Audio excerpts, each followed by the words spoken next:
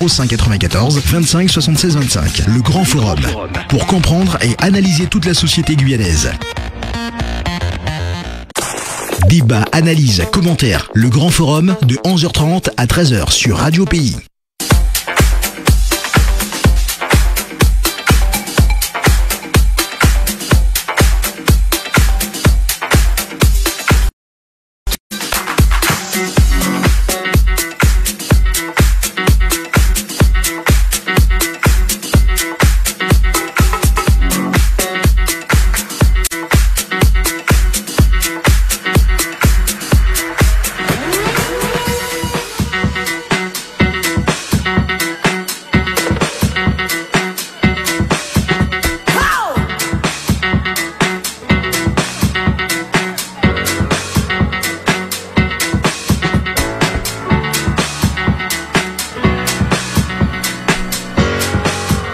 Bonjour à tous, bienvenue sur Radio Pays dans le Grand Forum. Aujourd'hui, on va aborder bien sûr les sujets d'actualité avec vous et avec notre invité Gauthier Hort. Bougez pas, restez avec nous.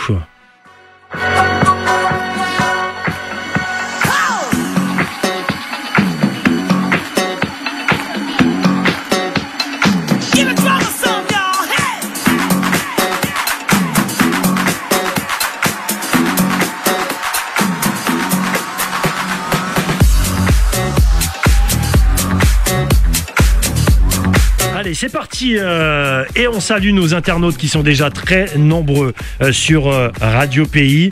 On salue nos auditeurs qui vont participer au débat également avec nous au 25 76 25. Gauthier Hort, bonjour, comment allez-vous ? Bonjour, je vais bien, merci Gilles. Bonjour à la Guyane, bonjour à tous les auditeurs de Radio Pays. Avec vous, on va bien sûr aborder les sujets d'actualité, revenir sur la situation de dimanche. Vous êtes vous avez communiqué, et ça c'est bien parce que souvent quand il se passe des choses graves dans le pays, c'est important que nos élus s'expriment. C'est souvent la demande de la population. On parlera du couvre-feu également, vous avez donné votre avis sur les vaccins. Également, tenez, vous allez nous dire si vous allez vous faire vacciner, si vous avez confiance en ce vaccin. Et puis dans l'actualité, il y a l'action que vous avez menée notamment à la CACL avec la FEDOMG. L'heure est grave aussi de ce côté-là. L'arrivée de la ministre Barbara Pompili, notamment ministre de, précisément... en gros, ministre de l'écologie. De l'écologie, voilà. Ministre de l'écologie, transition écologique. Donc ça vous intéresse et une ministre qui reste pas moins de 5 à 6 jours quand même. Elle ne fait pas va-et-vient, donc ça sera très intéressant. Voici les sujets que nous allons aborder avec vous, chers internautes et auditeurs. Rapidement, on vous a entendu, Gauthier Hort. Les chers auditeurs, appelez-nous tout à l'heure. Il y a déjà des appels. Tout à l'heure, les appels. Laissez-nous quand même un petit quart d'heure que je puisse poser quelques questions à Gauthier Hort. La situation de dimanche, à titre personnel, comment vous l'avez vécu déjà, et puis comment on peut avancer demain là-dessus. Dimanche carnaval, bien sûr. Premièrement, quand j'ai vu les images en direct, j'étais offusqué de voir qu'on envoie des chiens sur des carnavaliers. Ça, c'est la première chose. Et ensuite, lorsque j'ai vu que les chiens avaient effectivement mordu, eh bien là, je me suis dit que c'était une suite logique. Donc, on a la confirmation que le chien a bien mordu. On n'avait pas encore de preuves, mais là, on peut le dire. Voilà. Donc, c'était pour moi une suite logique. J'étais déjà, on peut dire, révolté lorsque j'ai eu connaissance, tout simplement, qu'on utilise le chien comme une arme de maintien. Un chien comme une maintien de l'ordre, ça me semble totalement inconcevable, surtout dans un pays qui a connu l'esclavage, et on sait que les chiens étaient employés pour aller rechercher les esclaves rebelles et marrons. Donc je trouve que c'est une pratique indigne et barbare, disons, employons les mots qui conviennent à la situation, barbare de la part de la police. Je pense que ça ne reflète pas l'action de la police au quotidien, il faut que ce soit dit aussi.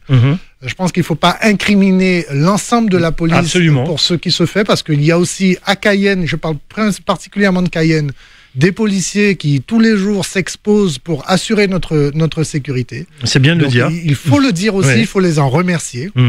Pour autant, on ne peut pas accepter l'inacceptable. Et je pense que ces actes sont suffisamment graves pour être sanctionnés. Et c'est pour ça que j'ai indiqué que je suis en train de rédiger un courrier à l'attention du ministre de l'Intérieur pour que le maître chien et le directeur territorial de la sécurité publique soient sanctionnés à la hauteur de la gravité des faits. Alors, pour vous, qui serait responsable de cette situation ? Est-ce que ça va plus haut. Comme je l'ai dit hier dans le débat, les gens en désordre.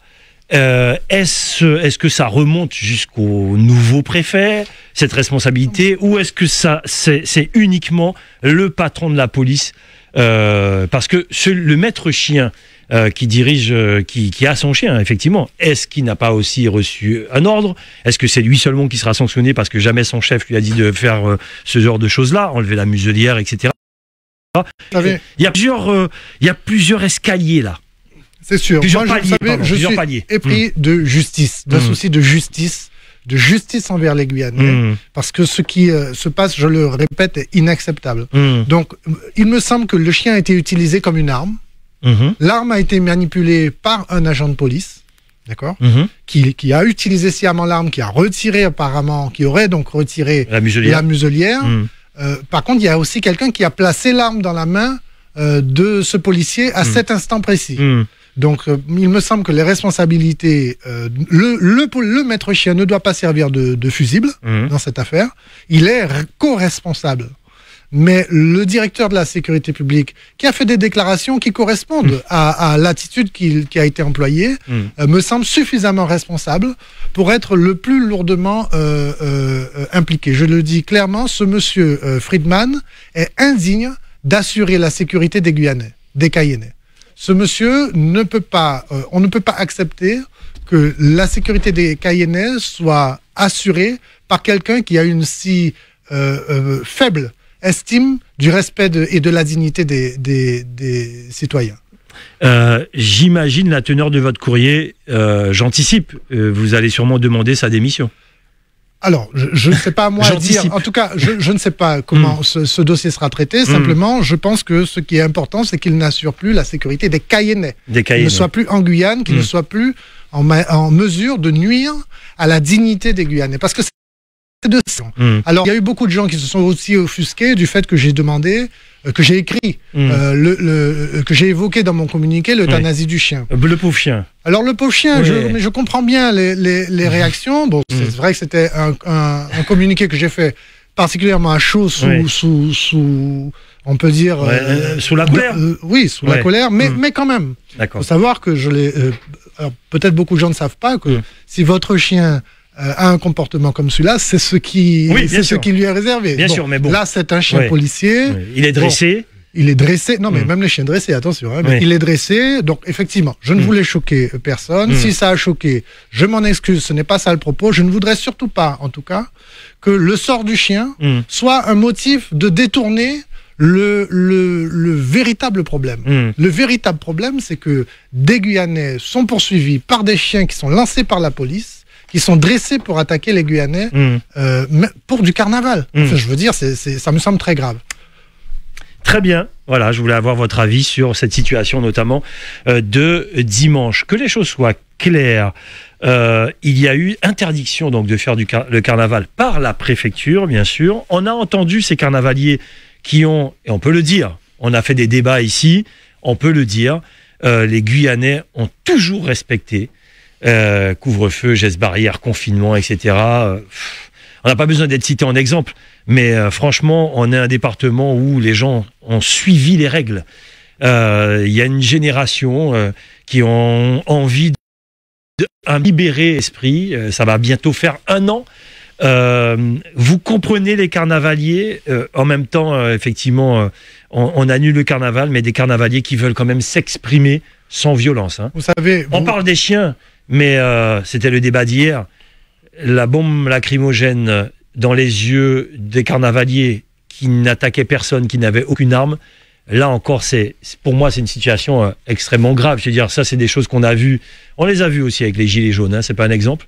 Notamment de ce qui s'est passé avec les gilets jaunes. Mettre la bombe lacrymogène à 0 mètre des yeux, on sait très bien que ça rend aveugle. D'ailleurs, ça a rendu aveugle certaines personnes. C'est grave quand même.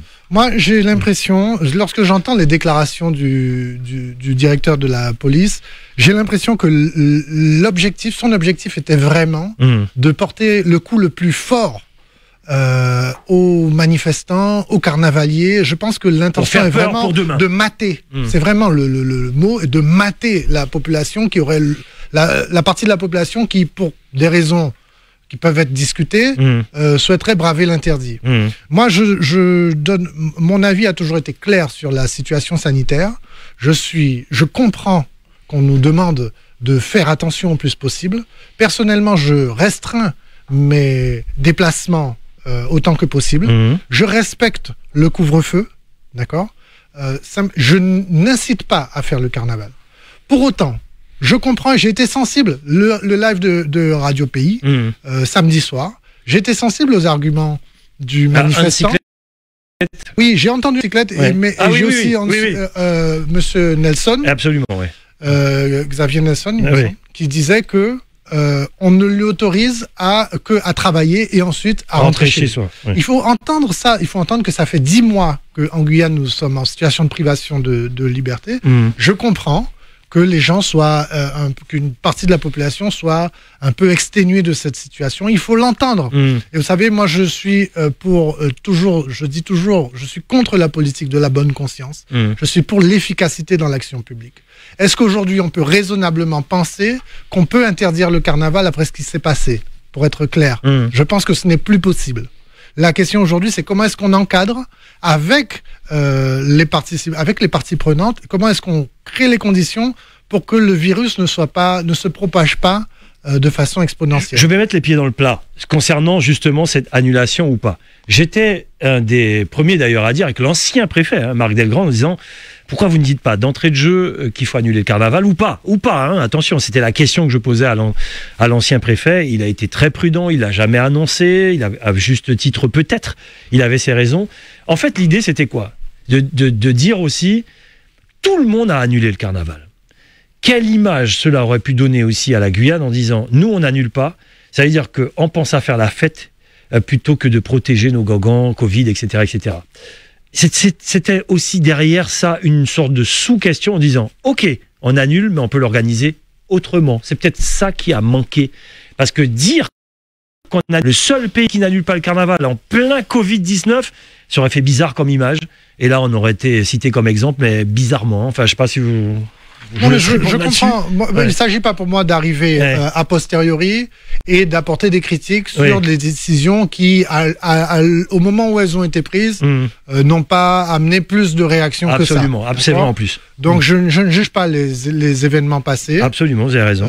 Simplement, je dis qu'aujourd'hui, nous sommes face à une situation où nous avons une revendication qui m'apparaît claire, d'une partie importante d'un nombre important de personnes qui souhaitent exprimer on peut dire toute leur joie et leur tristesse de l'année dans le carnaval. Surtout que ça a été une année particulière. Pour autant, nous sommes toujours dans un contexte sanitaire délicat. Donc pour moi, la proposition que j'ai faite, on peut dire en off auprès de plusieurs parties prenantes, c'est de voir comment est-ce qu'on peut encadrer un carnaval en coordination avec les groupes dans des conditions qui respectent un minimum de gestes barrières, c'est-à-dire un minima d'être masqué, qu'au moins les membres du groupe respectent une distance chacun entre eux, peut-être ça se fasse dans un parcours qui soit pensé pour ça. Qu'on n'incite pas forcément les spectateurs à venir, mais qu'on joue beaucoup sur la diffusion d'images en live, télé, Facebook et autres. Enfin, je pense que en impliquant les acteurs, en mettant tout le monde autour de la table, l'important pour nous, c'est une solution.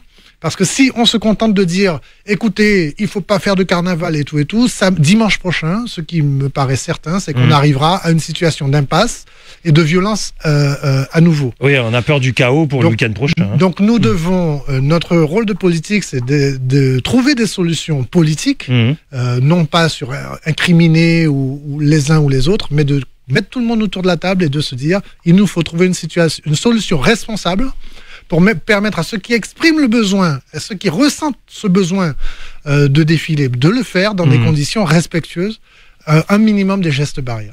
Allez, on va débloquer le standard d'ici quelques instants, au 25 76 25. Juste avant, parlons de ce couvre-feu. Vous avez dit, Gauthier Hort, qu'effectivement vous respectiez ce couvre-feu. Pour autant, est-ce que vous le comprenez ? Alors, le débat pour moi se place sur l'horaire du couvre-feu. Oui. C'est sûr qu'il faut il faut être conscient que les chiffres augmentent et que nous n'avons pas encore, en tout cas, connaissance de la variante, de la présence de la variante anglaise en Guyane, qui elle serait une nouvelle donne, notamment en termes de contagion. Parce que la caractéristique de cette maladie, c'est son taux de contagion, c'est son fort taux de contagion. Donc, pour nous, ce qui importe, c'est d'éviter les contagions et d'éviter le congestionnement du système de santé, comme on a pu le sentir à une époque, et qu'on soit obligé d'avoir recours à nouveau aux évacuations sanitaires.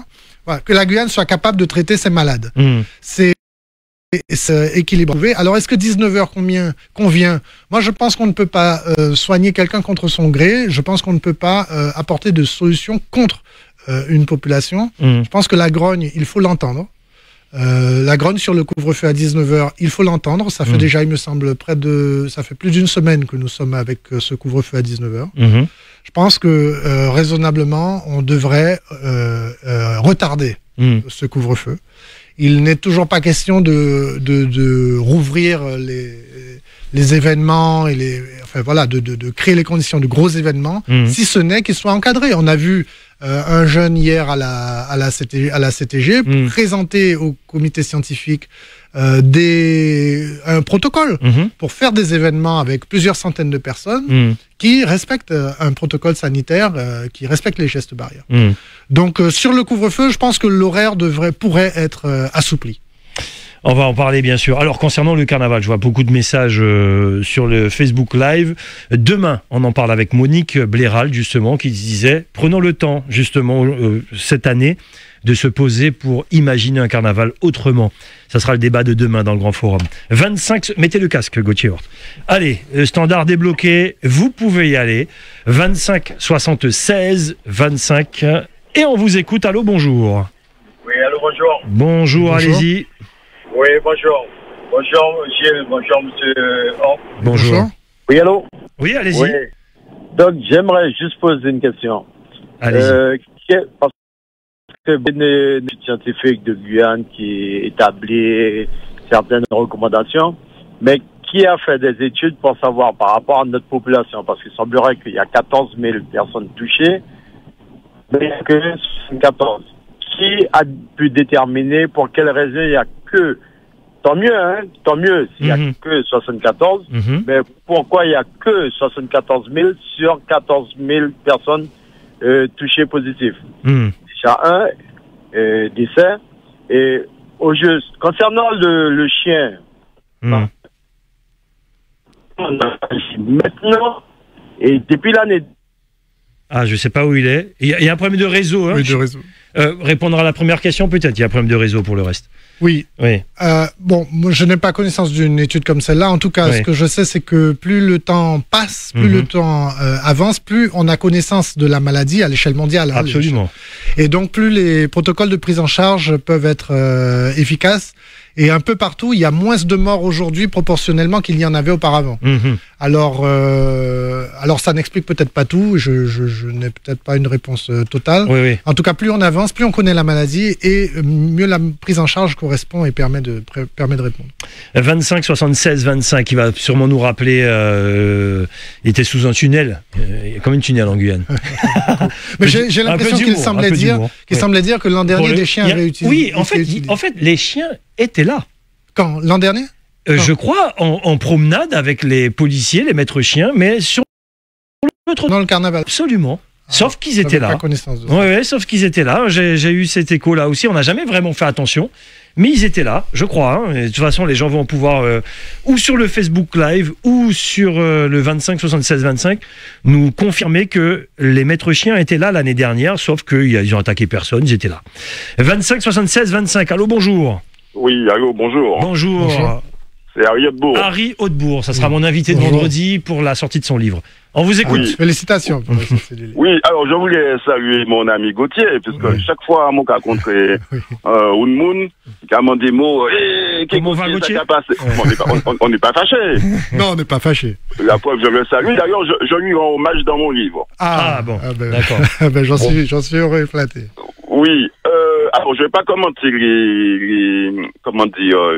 la position de Gauthier sur le carnaval, bon, qui est tout à fait respectable. La mienne, j'ai déjà appelé, hein, Monsieur Vernet. Oui. Pour moi, il faut effectivement faire des sacrifices, mais on pouvait organiser quelque chose. Je pense que c'est quand même une position qui commence à faire consensus. On peut toujours, hein. On dit on pouvait. On peut toujours. C'est l'occasion de... J'ai pris contact avec le préfet en ce sens. Mais ce que Gauthier a dit tout à l'heure, il dit que désormais, finalement, ça va servir à quelque chose, les incidents de dimanche, puisque aujourd'hui, on ne peut plus reculer. C'est vrai. On a vu qu'il y a un désir, et la puissance coloniale ne peut pas nous mettre comme ça sous les craintes. Donc, en fait, les sacrifiés n'auraient pas été vains sur dimanche. Bon, on sait le petit bagage. Ok, parce que moi, pour le bien-être animal, chien répond à l'ordre soumettre. Donc, ça fait euthanasier chien, il pas bon. C'est pas un chien méchant. Bon, je crois pas qu'il...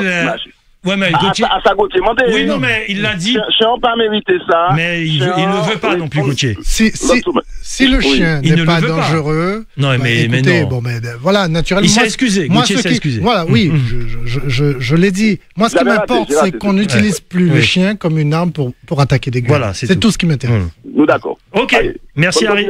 Oui, merci Harry. Non, on oublie, les gars, on aime trop les animaux en général. C'est pas forcément le chien, mais non. 25 76 25. Allô, bonjour. Allô, oui, bonjour Gilles. Bonjour.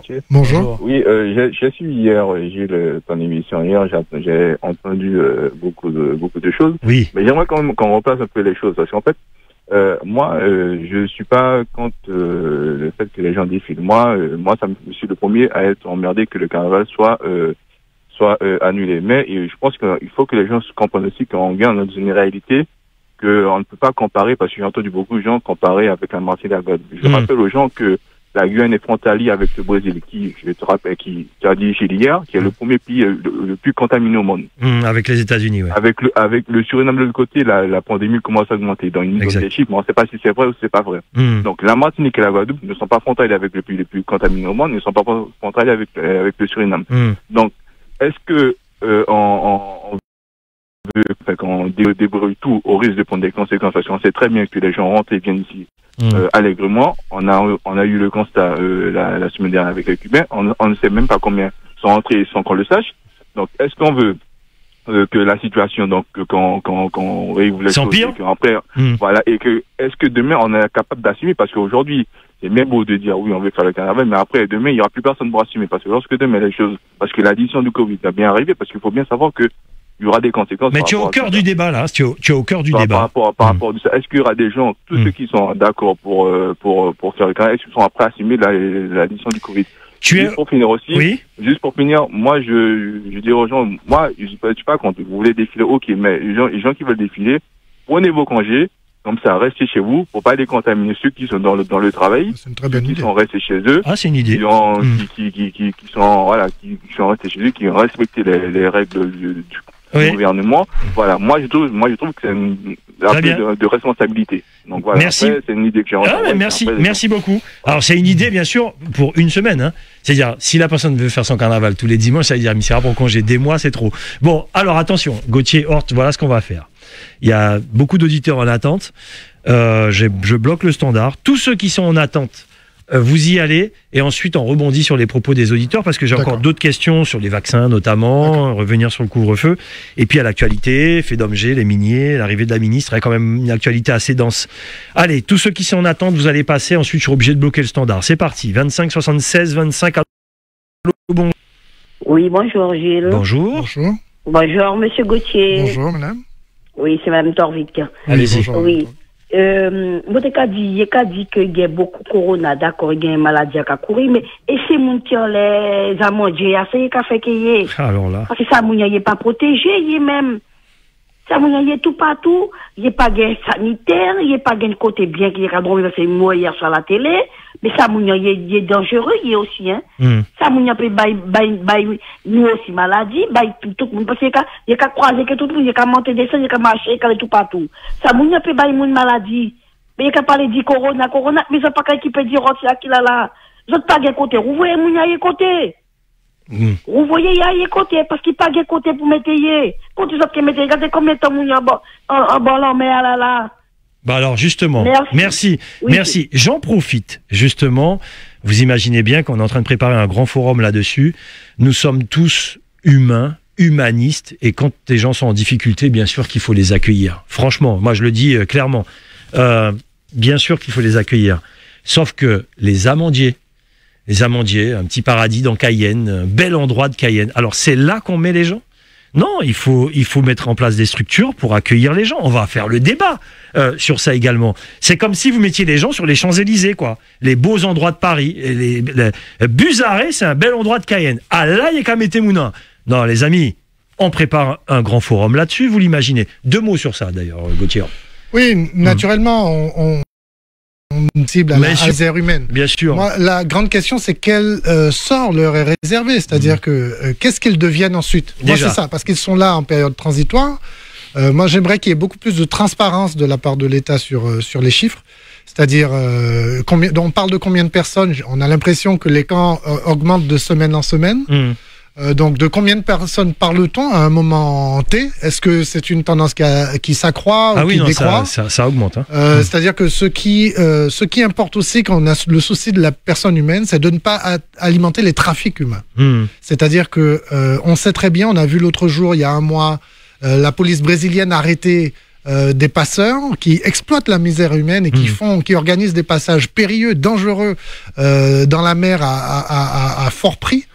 Donc, il faut aussi se rendre compte de la chaîne que ça génère de l'amont à l'aval, c'est-à-dire que il faut pas non plus encourager le passage de ces personnes par des filières totalement dangereuses. Absolument. Donc, il faut savoir quel est le traitement qui est fait en amont de quand ils arrivent. Ici, quand ils sont placés sur la place Buzaret ou des Amandiers, la première chose, et la deuxième chose, qu'est-ce qui arrive après? C'est-à-dire combien de temps ces personnes restent, et ensuite, est-ce qu'elles sont en Guyane? Si elles sont replacées en Guyane, où et dans quelles conditions? C'est pour moi ce qui importe avant de juger, c'est de savoir. Et la deuxième chose, est-ce qu'elles sont envoyées en France? Parce qu'elles ne veulent pas, j'ai l'impression qu'elles ne veulent pas immigrer en Guyane, mais en France. Donc est-ce que l'État les en Guyane? Est-ce que l'État les envoie en France? Si c'est en Guyane, par contre, ce qui m'intéresse de savoir, c'est dans quelles conditions. Où on leur trouve des logements, parce que nous sommes en pénurie de logements. Enfin, comment est-ce qu'on fait pour les intégrer en Guyane? Alors, donc, ça c'est... Ok, très bien. Je ne porte pas de jugement. Oui. Je pense par contre que ce sont des éléments que l'État doit nous apporter pour que justement nous puissions faire notre propre analyse. On est d'accord. Je suis obligé de préparer cette émission avec des gens qui sont en mesure d'apporter des réponses. Vous avez bien entendu. Hein. On l'avait déjà fait cette émission l'année dernière, il y a quelques mois de cela. Tout le monde se renvoyait la balle. Alors qu'en vérité, on sait très bien qui est responsable lorsqu'il s'agit d'immigration et autres. Hein. Je veux dire, les mairies, les collectivités, elles sont pas responsables de ce genre de choses-là. Je dis simplement... C'est elles qui assument. C'est elles qui assument. Je dis simplement, la Pointe Buzaret, c'est un des beaux endroits de la Guyane. Il faut mettre en place une structure rapide, même temporaire, pour accueillir des gens dans des conditions sanitaires. Quoi, on peut pas faire ça en une semaine avec des bungalows, avec des... Non, quand même, c'est pas sérieux. Vous savez, lorsqu'on est engagé les auditeurs, en politique, on doit s'opposer à toute forme d'indignité. Ce qui s'est passé dans la rue, envoyer des chiens contre des personnes qui commettent un acte culturel, d'accord ? C'est un acte culturel que de défiler en période de carnaval, c'est indigne. Laisser des gens comme ça, dans ces conditions-là, sur des places comme ça, c'est aussi indigne. Oui, c'est indigne, ça n'a pas de sens. Et je pense que ça n'honore personne. On est d'accord. 76 25, allô, bonjour. Allô ? Oui, bonjour, allez-y. Oui, bonjour. Je voulais vous demander, vous avez jamais observé la population de la Guyane ? Oui, elle est très diverse. Par rapport, c'est pas nationalité, couleur, par rapport à l'âge de la population. Elle est très jeune, oui, allez-y. Par rapport à la métropole. Dites-nous, mais allez-y. Les gens qui sont en métropole sont plus vieux, ceux qui ont le Covid, là, ceux qui meurent. Ah, d'accord. Mais ici, les gens qui meurent là, c'est des gens qui ont des pathologies. Ça, c'est deux choses différentes, c'est une. Et deuxièmement, pour le policier là qui a envoyé son chien là, en principe, il n'avait pas le droit d'envoyer le chien. C'est interdit par la loi. Très bien. On est par les textes, tous les articles. Parce que moi, personnellement, en tant que maître chien, j'ai une formation exactement comme policier. D'accord. Un agent de cynophile n'a pas le droit d'envoyer un chien. Normalement, ce policier-là devait être en garde à vue. Et deuxièmement, il devait mettre un examen. Il ne devait pas faire partie de la police. Parce que, en principe, lorsque vous êtes maître chien dans le privé, eh bien, on vous supprime votre carte professionnelle, on vous licencie, et puis ensuite, vous êtes dehors. Mais il y a une enquête en cours, hein, ne vous inquiétez pas. Hein. Oui, je sais, mais normalement, parce que regardez bien, écoutez bien, je vais être bref. Il y a l'ancien maire de Roura, le nouveau maire de Roura était en garde à vue.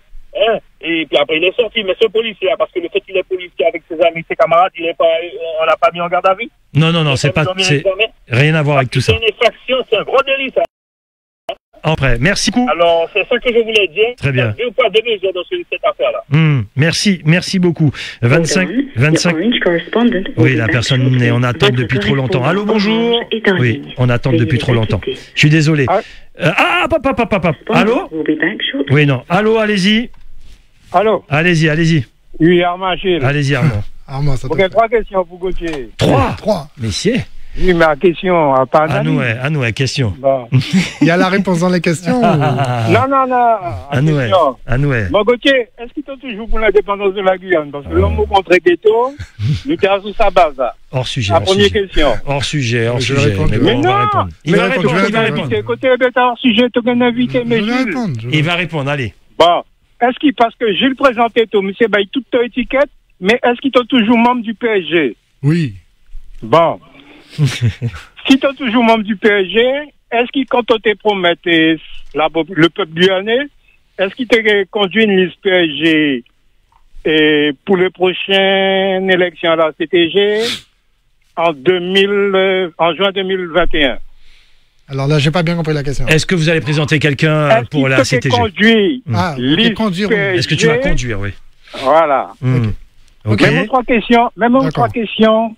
Gilles, fâché. Non, on va pas fâcher. On va pas fâcher. Ceci dit, ces questions-là, c'est des questions que j'aurais posées d'ici 2 ou 3 mois, quand je vais réinviter Gauthier Hort. Donc si tu veux, la dernière, je la laisse en joker. Lorsqu'on parlera, bien sûr, des élections de la CTG. Bien sûr, on va se mélanger à chaque fois sur 1000 débats.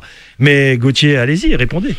Alors, vous êtes toujours au PSG, oui? Là, oui, je suis toujours au PSG. Oui. Première question, est-ce que vous êtes pour l'indépendance de la Guyane? Mais je pense que l'indépendance c'est un grand mot maintenant, de tout pays est c'est une évidence historique.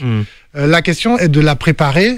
Et voilà, la question est de la préparer. Mais il faut être tout à fait lucide sur le fait que tôt ou tard, on ne sait pas si c'est dans 10 ans ou dans 1000 ans, mais enfin, il arrivera un moment où le cordon sera coupé. L'indépendance ne veut pas dire être coupé du monde. Hein. Mais au contraire, l'indépendance, ça veut dire s'ouvrir sur le monde. Absolument. C'est-à-dire que l'indépendance, c'est ça. Simplement, le propos politique d'aujourd'hui n'est pas l'indépendance.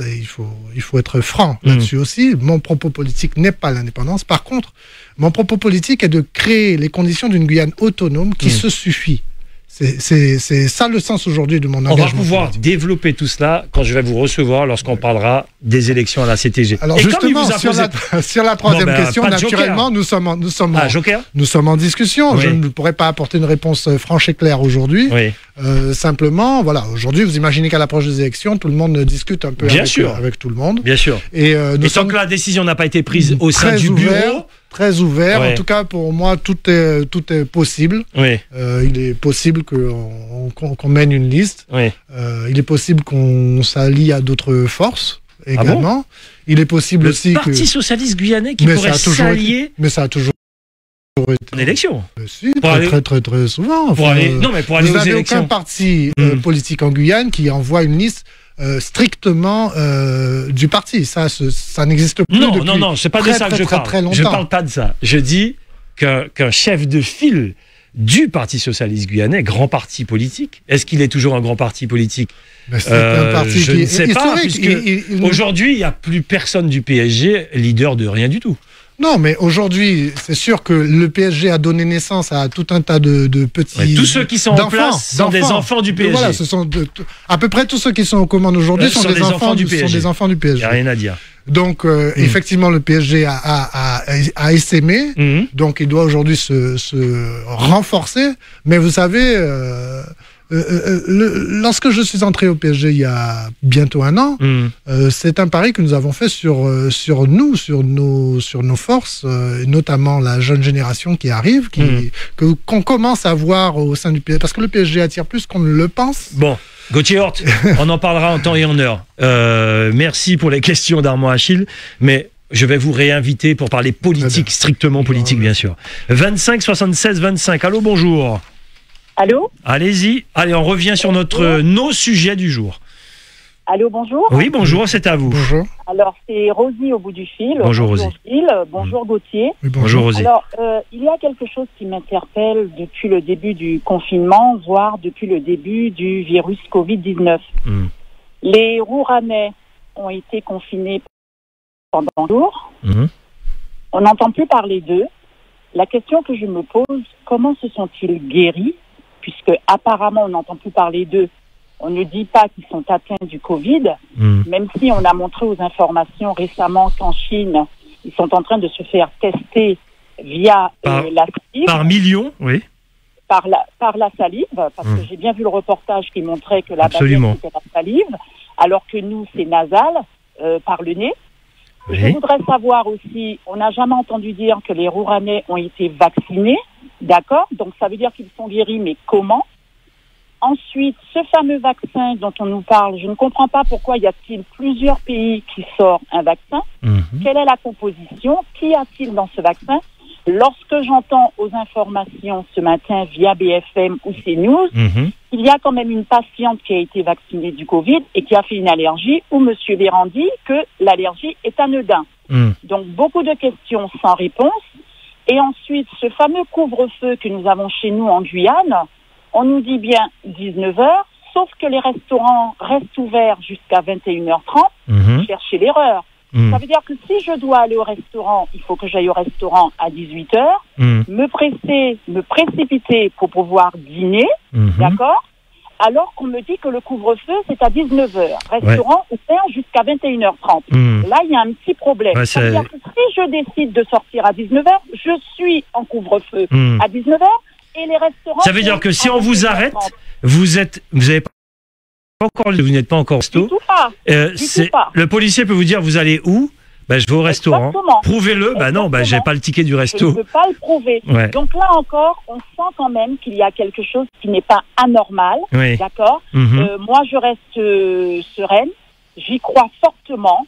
Par contre, la question que je me suis toujours posée et que je continue de me poser, comment se sont-ils guéris, les Rouranais ? Merci beaucoup. Merci pour la qualité de vos questions à tous les auditeurs qui appellent depuis ce matin. J'apprécie énormément vos questions aujourd'hui. Comme d'habitude, d'ailleurs, vous me direz. Gauthier Hort, je vous laisse parler. J'ai bloqué le standard, je réouvre tout à l'heure. Alors, naturellement, sur les Rouranais, c'est une bonne question qui mérite d'être étudiée, puisqu'on a 0 cas. D'ailleurs, le Rouran n'est pas, le couvre-feu à 19h ne s'applique pas à Roura. Donc, effectivement, c'est une vraie question. Alors maintenant, sur les vaccins, il y a plusieurs... Alors, les vaccins tout à l'heure. D'accord. Les vaccins, c'est la question, j'allais vous poser tout à l'heure. Alors, sur le couvre-feu, par contre, aujourd'hui, ce qui se passe, effectivement, si la personne sort à 19h, il va au restaurant après 19h, c'est vrai que ça peut être source de litige. Oui, c'est compliqué. Puisque c'est un cas de figure prévu par le... Je vois que Corinne Lama dit, sur le Facebook Live, Corinne Lama dit, le ticket de caisse du restaurant fait foi. Oui, mais quand Corinne Lama, ça c'est quand on sort du restaurant. Mais pour y aller, c'est où on y va avant 19h, waouh, 18h45 pour aller au restaurant, et pour y sortir à l'heure prévue. C'est compliqué, c'est pas simple ça non plus. C'est-à-dire que je vais au resto, il est 19h30, en marteau quoi. Dire arrêtez-moi, je vais au resto. Sinon, suivez-moi jusqu'au restaurant. Enfin, c'est pas simple non plus cette histoire. Non, c'est sûr que le fait d'avoir avancé l'heure du couvre-feu aussitôt, ça amène tout un tas de questions qui nourrissent un peu l'insatisfaction et le mécontentement. Et ça, comme je vous dis, il faut en tenir compte. On ne peut pas rester sourd à ça. Je vois pas un policier appeler le restaurant pour dire vous avez bien invité Monsieur Gauthier-Hort. Non, franchement. Surtout qu'on n'a pas l'obligation de réserver. Ouais, bon, puis ça rentre vraiment dans notre vie privée et intime. Là, c'est un peu compliqué. Ça, c'était pour effectivement ce couvre-feu un peu particulier par rapport au restaurant. Les vaccins. La campagne de vaccins qui commence. Première personne vaccinée, ça sera demain matin à 8h, notamment à l'EHPAD, enfin dans un EHPAD. Que pensez-vous de cette campagne de vaccination, déjà ici en Guyane, par rapport à ce qu'on voit notamment dans l'Hexagone? Est-ce que ça se passe bien? Est-ce qu'à vos yeux, c'est ce qu'il faut faire? Et bien sûr, avez-vous confiance au vaccin? Et bien sûr, allez-vous vous faire vacciner, Gauthier-Hort? 3 questions là. Alors, la première... Enfin, la première... Je réponds la deuxième déjà. Ai-je confiance au vaccin? Oui, est-ce que vous avez confiance au vaccin? Je dis clairement non. Bon. Je n'ai pas confiance au vaccin parce qu'il me semble qu'il y a beaucoup d'incertitudes sur son efficacité. Il semble efficace sur la variante que l'on connaît jusqu'à maintenant le mieux, qui sévit depuis 1 an.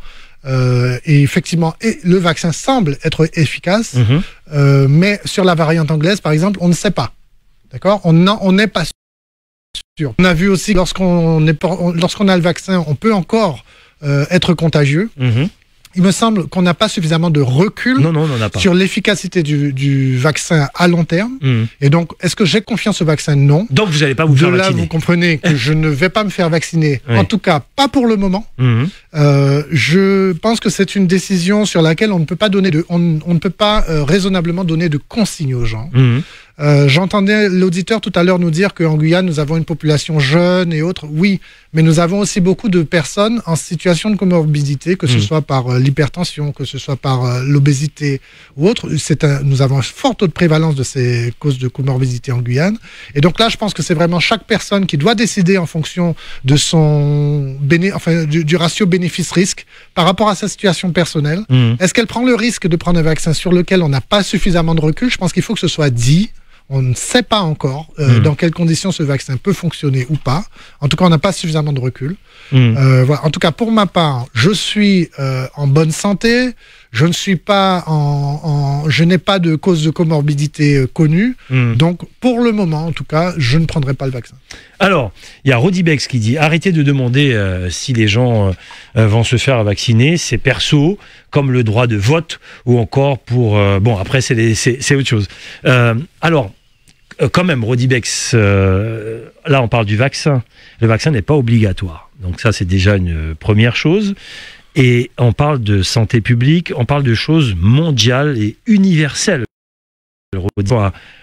Et j'en profite pour dire aussi que la semaine dernière, lorsqu'on avait reçu la directrice de l'ARS, Clara Debord, avec un médecin à l'appui, c'était une belle émission avec nos auditeurs, je me rappelle, qui avait posé vraiment toutes sortes de questions. Et j'ai apprécié vraiment la qualité du médecin qui répondait sans détour. Et je lui ai posé cette fameuse question. Il aurait pu tourner autour du pot. Je lui ai dit, mais une fois qu'on est vacciné, plus de Covid, terminé? Il a répondu franchement en disant non, on n'a pas assez de recul, on ne sait pas. C'était honnête de sa part. Et on le saura, je pense, dans les jours à venir. Et c'est peut-être aussi pour ça qu'il vaccine les gens. Il y avait un côté honnête dans sa réponse, et c'est pour ça qu'on pose la question du vaccin, et c'est pas anodin, bien sûr. 25 76 25. Allô, bonjour. Oui, bonjour. Allons-y. Ouais, moi, j'ai deux questions là pour Gauthier-Hort, allez-y. Toi aussi. Ah, moi aussi. Allez-y. Ouais. Comment tu peux expliquer moi une chien qui a modèle monde que muselière? Ah, on a déjà dépassé ce débat-là. Hein. Bon, d'accord. Non, oui, il est tiré muselière. Non, ils ont enlevé la muselière et ça y est, on a l'info. Non, encore. Oui. L'homme est plus dangereux que le chien. Oui. Voilà. Ok, merci pour l'info. Merci beaucoup. 25 76 25. Allô, bonjour.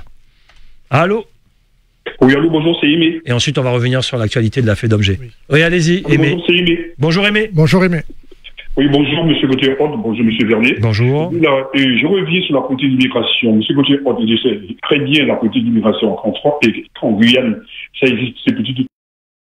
Et vous le savez très bien, il y a plus de 60 000 personnes sur le territoire guyanais, comprenez sur le territoire guyanais. Ça veut dire, quand je demande de l'aide parlementaire, c'est pas de parler d'immigration, ça veut dire de mettre un plan avec une sorte de plan qu'un plan interministériel avec le gouvernement français, qui est des parlementaires, parce que c'est la compétence qui est des parlementaires et le gouvernement français. Et la CTG aussi joue un rôle, parce que si on fait rien, on parle de migration, on parle de structure, c'est la France, parce que vous le savez très bien, si vous ne posez pas le gouvernement français des questions, eh bien, ils ne vont pas le faire. Ils vont pas le faire. Que ce soit sur l'intérêt, sur leur base, sur l'intérêt. C'est à nous de prouver politiquement qu'un projet de compétences, pour parler d'immigration. Il ne suffit pas de créer l'immigration et puis on ne fait rien. Merci Aimé. Vous voulez rebondir là-dessus? Il y a aussi l'actualité, notamment de la ministre de l'écologie, allez, pour être plus rapide, qui arrive, qui reste longtemps et qui fera beaucoup de visites. 2 mots sur l'arrivée de la ministre et ensuite on va revenir sur l'actualité de la FEDOM. Oui, alors, je suis membre de la FEDOM, je ne suis pas porte-parole. Ah oui, vous êtes membre. Absolument. Membre, non, vous avez raison de le dire. Donc, effectivement, la ministre de l'écologie arrive dans les jours prochains. Elle vient pour une longue visite. Oui. C'est quand même rare qu'un ministre passe du temps à découvrir le territoire et un programme chargé, les femmes qui l'habitent. Programme chargé, oui. Donc, c'est un programme chargé. Donc ça, c'est la première chose quand même. On constate la durée qu'elle accorde à la Guyane. Oui. Donc, ça, c'est une chose. 6 jours. Hein. Oui, 6 jours. Bon, pour autant, pour moi, la question centrale reste, et c'est ça tout le sens de mon engagement public, tant politique que syndical, c'est de savoir quelle place on donne à la Guyane dans les décisions qui la concernent.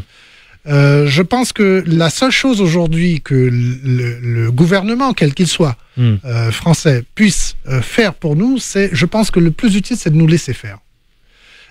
On voit bien, par exemple, concernant la politique minière qui a été menée par l'État depuis 30 ans, donc tout gouvernement confondu, on aurait essayé de faire pire qu'on n'aurait pas réussi. C'est impossible de faire pire que ça. C'est-à-dire que la politique a tendu à neutraliser le secteur minier légal pour favoriser le pillage de nos ressources indirectement. Donc par la création de réserves naturelles, de parcs nationaux, enfin toutes sortes de mesures, de restrictions de l'initiative économique qui profitent au pillage de nos ressources par des orpailleurs illégaux, clandestins et étrangers. Le pire c'est étranger, parce que ce serait 10 000 Guyanais. On dirait, bon, à la limite, ça profite au territoire. Mais ce ne sont pas 10 000 Guyanais. Et lorsqu'un Guyanais essaiera de... On le prendra avant l'étranger. Donc, je pense que la première chose, c'est de donner à la Guyane la place qu'elle mérite dans la gestion et la gouvernance de ses ressources. J'ai toujours milité, ça c'est mon propos central dans mon engagement politique, c'est la gouvernance locale des ressources naturelles. Aurifères, mais pas seulement aurifères. Pas seulement aurifères, bien sûr. Naturelles. Quand je parle de la biodiversité également, je parle de la géodiversité, je parle des ressources en mer, je parle tant halieutiques que minières. Toute forme de ressources naturelles, je parle de l'eau, puisqu'on va en parler dans le SDAGE, pour ce qui est du SDAGE, c'est aux Guyanais, au territoire, de décider de la stratégie à employer. Alors c'est un peu le drame et le grand regret que je tire de cette mandature aussi à la CTG qui est en train de s'achever, c'est que je le prends pour moi. Je n'ai pas réussi à faire comprendre au président de la CTG que ce serait un échec de faire comme il l'a fait, de continuer de naviguer à vue sans une stratégie minière régionale. Je pense que surtout, ce dont nous manquons, ce dont la Guyane manque, c'est de vision stratégique. Et la CTG, mais je n'ai pas arrêté de le dire tout au long du mandat, bien sûr. La CTG manque de vision stratégique sur le développement économique, sur l'aménagement du territoire, sur la fiscalité, sur les ressources la gestion des ressources naturelles. Et lorsque ce manque de vision stratégique est tellement flagrant qu'il laisse le champ libre à l'État, au gouvernement, de dire, écoutez, comme vous n'êtes pas prêts, vous n'êtes pas mûrs, alors on continue de décider à votre place, et en fonction d'intérêts qui sont extérieurs à la Guyane. C'est ce que vous aviez... Qu'est-ce que vous êtes allé faire à la CACL? Qu'est-ce que vous réclamiez? Pourquoi cette opération? Alors bon, ça c'est malheureusement le genre de choses qui peut arriver. En fait, ce qui s'est passé, c'est que là, c'est avec la FEDOM, la terminée. Nous avons interrompu le vote du projet de schéma directeur d'aménagement et de gestion des eaux. Alors, expliquez aux auditeurs pourquoi. Alors, il y a un schéma donc, qui donne des préconisations. D'accord. Et qui ne se limite pas aux préconisations, mais qui donne des orientations concernant la gestion des eaux. Donc des eaux, on parle des eaux au sens large, c'est-à-dire les criques, les cours d'eau et tout. Et donc le comité de l'eau et de la biodiversité allait ce jour-là voter un projet qui prévoyait de restreindre l'accès aux criques, tout simplement, de 75% des criques de Guyane aux opérateurs miniers légaux. Alors, et tout ça s'est fait en cachette, c'est-à-dire que le plan était en préparation depuis près d'un an, et nous n'avons eu connaissance de ça que 3 semaines avant sa présentation devant les membres de l'Assemblée du CEB, du Comité de l'eau et de la biodiversité. D'accord. Donc, vous imaginez, vous êtes une entreprise, on vous dit, dans 3 semaines, vous avez 3/4 de votre marché qui va disparaître parce que il faut faire croire à l'Europe qu'on agit pour rétablir une bonne qualité de l'eau sur 7% des cours d'eau en Guyane. Et donc, on dit, attendez, parce que le fléau principal, c'est l'orpaillage illégal. C'est important ce que vous dites. Qu'est-ce que vous prévoyez contre l'orpaillage illégal ? À défaut de... Alors on dit non, mais ça c'est l'État, le président du CEB, le CANT. Alors malheureusement, moi j'ai eu la tristesse de m'attaquer à un élu de la mer. Ça me chagrine qu'il ait agi comme ça envers une filière de son pays. Mais enfin quand même, on ne peut pas ne pas réagir. Vous avez l'impression que ça s'est fait en catimini ? Mais totalement, ça a été fait en cachette des opérateurs miniers. Alors on découvre qu'il y a des rapports qui sont échangés entre le CEB, le BRGM, enfin des choses qui se font en cachette, des rapports qui sont payés sur fonds publics et qui ne sont pas diffusés sur les ressources minières, où est-ce que... Et donc, ce sont des... On ne sait pas ce qu'il y a dans ces rapports. Je dis simplement à notre auditeur d'attendre un petit peu parce que je vais aller au bout de ça pour que les auditeurs puissent bien comprendre de quoi il s'agit quand tout le monde n'est pas dans le secteur. Mais je sais que vous êtes assez clair dans les explications. D'être patient, chers auditeurs. Continuez, Gauthier Horth. Et donc, nous avons dû faire irruption parce que nous nous opposons à ce que le SDAGE édicte des mesures contraignantes contre l'activité minière légale en laissant libre cours à l'activité illégale. Parce qu'on sait aujourd'hui, 30 ans après le début du pillage de nos ressources par des étrangers, eh bien, on sait que chaque fois qu'on limite l'accès à la ressource aurifère des entreprises légales, on favorise le pillage. Mais bien sûr, ça c'est logique. Et on voit au fil des ans que les clandestins ne font que s'étaler dans l'espace. On voit par exemple au bord de la RN2, au PK48, là où ira la ministre. On a vu le Kourou, on a vu la Bagotte. Tout ça, ce sont des surfaces que nous connaissons, qui sont retirées à l'activité minière. Et il faut dire clairement que s'il y a autant d'activités illégales dans ces espaces, c'est parce que l'activité minière est empêchée d'y aller. Qu'est-ce qu'ils vous ont répondu ? Ils ont retiré le dossier dans le camp, le dossier de l'ordre du jour, en nous disant une nouvelle fois que désormais nous travaillerions ensemble, la FEDOM intégrerait le CEB, nous travaillerons ensemble et que on aurait tout le loisir d'ajouter ou de modifier les mesures liées à la mine. Dans le bon sens, enfin dans un sens consensuel. Bien sûr. J'espère en tout cas que c'est vrai. À chaque fois qu'on appelle la FEDOM pour travailler, la FEDOM est présente. Si par contre il est question de passer en force et de passer des mesures contraignantes, la FEDOM, les opérateurs miniers de Guyane ne peuvent plus accepter de mesures contraignantes supplémentaires, quelles qu'elles soient, tant qu'on ne règle pas la question de l'orpaillage illégal. Alors, encore 2 minutes, chers auditeurs. Juste la question. Est-ce qu'ils sont conscients que si les légaux ne sont pas sur un site, c'est l'orpaillage illégal qui prend le dessus? Est-ce qu'ils sont conscients de ça? Est-ce qu'ils vous ont répondu là-dessus? Alors, je dirais de façon générale, c'est logique, pas particulièrement sur le CEB. Oui, d'accord. De façon générale, on constate que l'État, les associations écolonialistes, ils en sont très conscients. Oui. Malheureusement, j'ai envie de dire, j'ai l'impression qu'ils s'en fichent.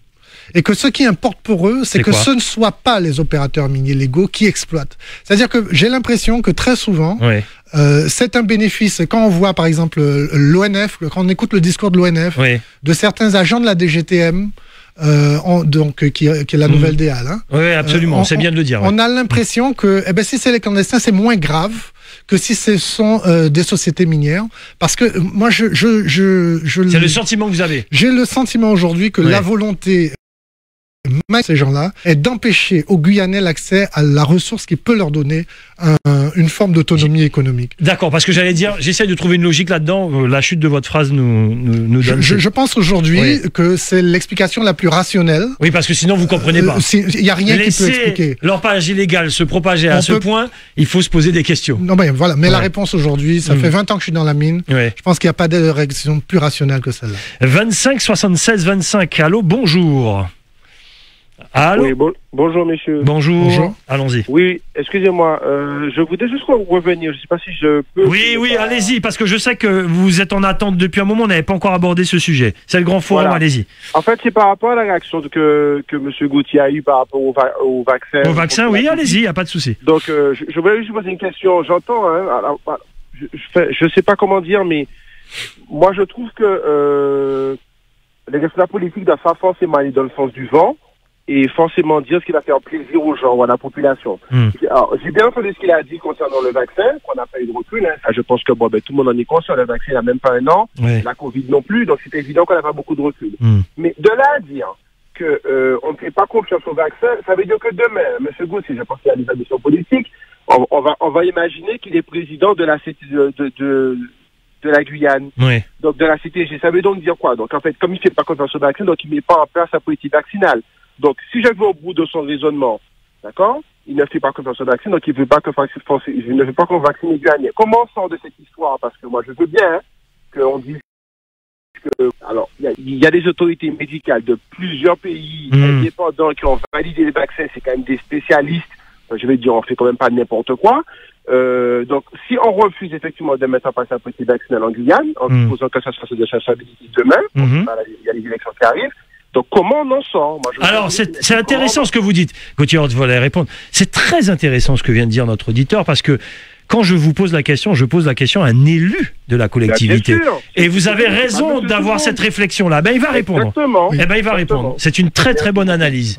Gauthier. Alors je remercie l'auditeur pour sa question parce qu'elle est effectivement très très sensée. Très pertinente. Et je lui remercie de me prêter des fonctions très hautes. Très hautes à l'avenir. Simplement, j'ai expliqué. Alors, disons-le, prenons le cas de figure qu'il a pris. Je serai demain président de la CTG. J'organiserai la politique vaccinale. Je l'organiserai. Par contre, je dirais qu'elle est à disposition de ceux qui le veulent. Et j'insiste bien là-dessus parce que on voit quand même que, même si aujourd'hui le discours officiel dit que le vaccin ne sera pas obligatoire, on sent bien que derrière, on a l'intention de le rendre obligatoire de fait. C'est-à-dire de limiter, de restreindre la circulation aérienne, la circulation des gens, si vous n'avez pas le vaccin. C'est-à-dire qu'il ne serait pas obligatoire par la loi, mais de fait. Et ça, par contre, je m'y opposerai. Pas de fièvre jaune, vous rentrez pas en Guyane. Voilà, ça, par contre, il faut être conscient. Je suis clair là-dessus, je m'y opposerai. Je défendrai la possibilité pour ceux qui de le faire. C'est-à-dire que j'ai bien dit, moi je ne me ferai pas vacciner, mais je suis en bonne santé. Si j'avais des causes de comorbidité, pour ma personne, pour mon corps, j'aurais peut-être j'aurais peut-être retenu autre chose. Parce que c'est personnel. Je n'ai pas dit que le vaccin ne fonctionnera pas. J'ai dit qu'on ne sait pas. On n'a pas la garantie qu'il fonctionne. Moi, personnellement, c'est un risque que j'estime ne pas avoir besoin de prendre. Maintenant, pour être clair, si demain je suis président de la CTG, oui, naturellement, j'organiserai la possibilité pour ceux qui veulent le faire, de le faire. Voilà, question claire, réponse claire. Je pense que, encore une fois, c'est une question sur laquelle on ne peut pas raisonnablement donner de consignes. Je ne vais pas dire non plus aux gens, allez vous faire vacciner, tout en sachant que personne n'a de recul. 25 76 25. Vous voyez comment la décision est difficile à prendre, mine de rien. Allô, bonjour. Bonjour. Bon, j'ai posé la question au président de la CTG, Rodolphe Alexandre, qui lui... L'actuel. Oui, l'actuel. Vous me faites rire. Et il a dit qu'il allait se faire vacciner, clairement, en direct dans le Grand Forum. Allô, bonjour. Mais il est dans la phase, il est aussi, de par son âge, il a une cause de complication possible. Donc effectivement, c'est tout à fait normal. Il est un public cible. Bon, 25 76 25. Allô, bonjour. Bonjour. Oui, c'est à vous maintenant, allez-y. Oui, alors, jeune du pays, aussi père d'enfants, je m'intéresse à la politique de mon pays. Alors, je suis au BCG qui, l'État, comme l'État l'avait dit, n'était pas obligatoire.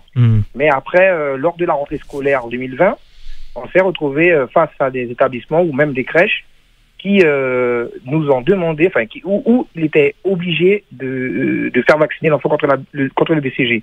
Est-ce que ce sera la même chose pour la rentrée 2021? Est-ce que quand on ira inscrire les enfants, que ça soit à la crèche, que ça soit en établissement scolaire ou autre, est-ce qu'il faudra que les enfants soient absolument vaccinés avec ce ou ces nouveaux vaccins? Mon Dieu, c'est bien d'anticiper, mais les gens savent même pas ce que demain sera avec cette histoire de Covid. Mais c'est bien d'anticiper. Mais Gauthier, Gilles, si vous permettez, effectivement, la question a du sens. Bien sûr qu'elle a du sens. Parce que c'est normal qu'on soit réticent, parce qu'on a bien vu qu'il y a aussi des stratégies commerciales derrière les vaccins. Alors c'est normal que les entreprises développent de l'argent, développent des moyens pour obtenir un vaccin dont tout le monde veut, une grande partie veut, à un moment donné. Simplement, comme je dis, moi je m'opposerais fortement à ce que le vaccin soit rendu obligatoire, en tout cas tant qu'on n'a pas de recul suffisamment. Pour moi, le recul implique, à mon avis, quelques années. Voilà, peut-être que dans 10 ans, on aura une toute autre perception. Tant qu'on n'a pas de réponse un peu plus sûre, on va dire, que ceux qui en ont besoin, ou que ceux qui ceux qui en ont le désir aient la possibilité de le faire. Très bien. Par contre, qu'on n'oblige pas la population à le faire. 25 76 25, allez, 2-3 derniers appels. Allô, bonjour. Allez-y. Oui, c'est... Allô, bonjour. Bonjour. Bonjour. Bonjour, allez-y, c'est à vous. Oui, je venais dire simplement que je suis tout à fait d'accord avec monsieur Hort, déjà concernant le vaccin, et aussi concernant l'exploitation minière. Et la position de l'État, effectivement, et des écologistes vis-à-vis des opérateurs miniers légaux n'est pas tout à fait claire. Voilà. Et c'est dommage qu'on en arrive là. La Guyane est envahie par des clandestins de toutes parts et ça ne dérange personne. Dernièrement, donc avec l'arrivée de ces Cubains, enfin c'est quand même lamentable. Quelle gestion dans ce pays. Merci. Merci beaucoup. 25 76 25. Allô, bonjour. Oui, allô, bonjour. Allez-y. Allô. Oui, c'est à vous. Allez-y. Oui, c'est Jean-Marc. Bonjour, Jean-Marc. Au début. Oui. Juste concernant le vaccin. C'est pareil.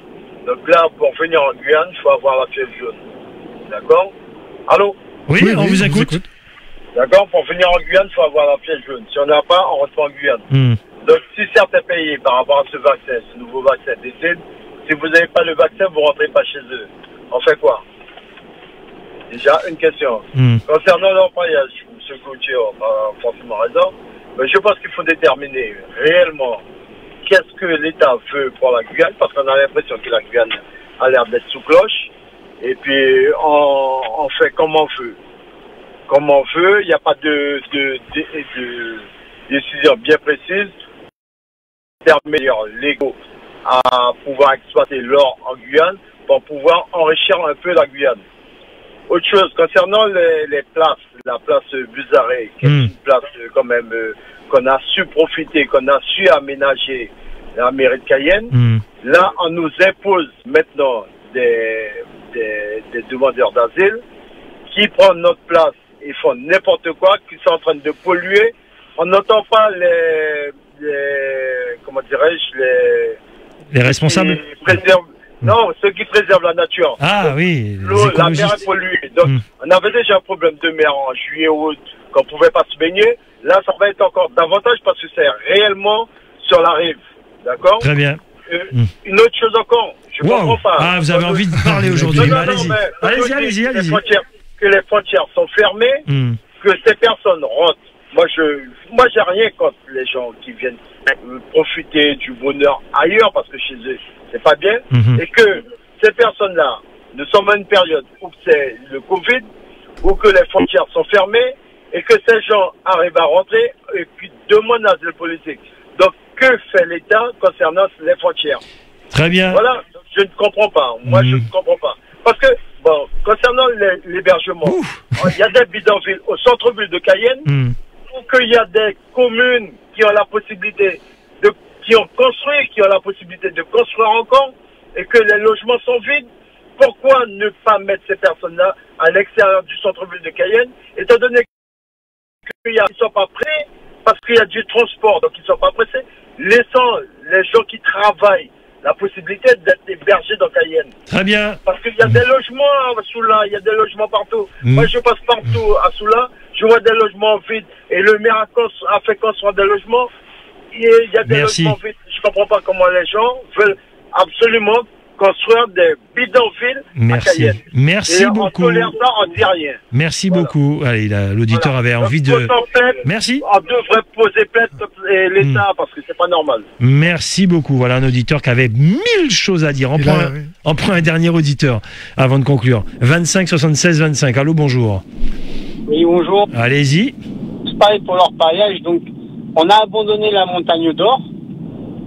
Mais il faudrait savoir qu'aujourd'hui, à l'emplacement où se devait se trouver la montagne d'or, qu'il y a à peu près 1000, 1500, peut-être même voire plus, de clandestins qui travaillent, qui ramassent l'or.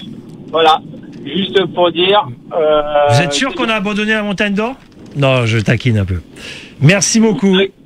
Donc voilà, donc quand on va arriver là-bas, si un jour on arrive là-bas pour travailler, et ben il y aura plus.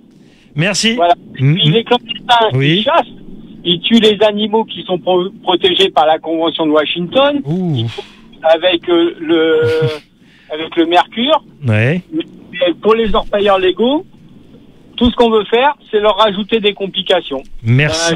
Merci beaucoup. Merci beaucoup, chers auditeurs, d'avoir participé à ce débat qu'on a entendu et des thèmes que nous avons abordés. Gauthier Horth, je rappelle la situation de dimanche.